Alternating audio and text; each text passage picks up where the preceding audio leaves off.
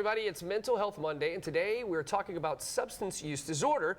And joining us to tell us a little bit more is Dr. Christine Caulfield. She's the Chief Executive Officer for LSF Health Systems. Doctor, thank you so very much for joining us today. My I really pleasure. appreciate it. Nope, the pleasure is all mine, I assure you.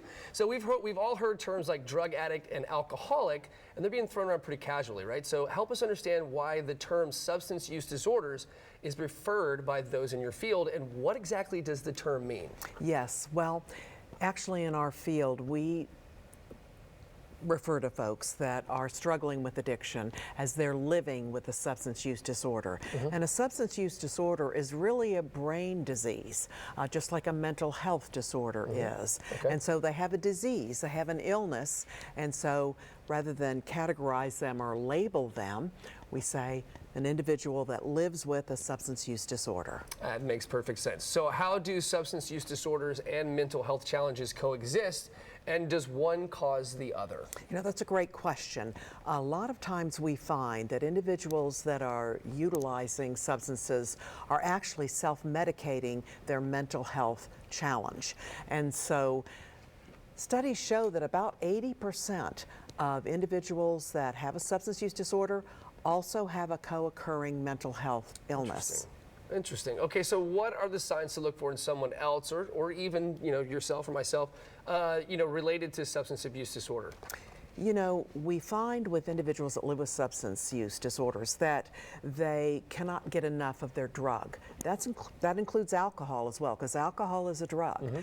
And they find that their tolerance increases, so it takes more and more of that drug to get the high that they're looking for. Right. Some of the things that you might look for if you're worried about a loved one are appearance changes. They appear disheveled, unkempt.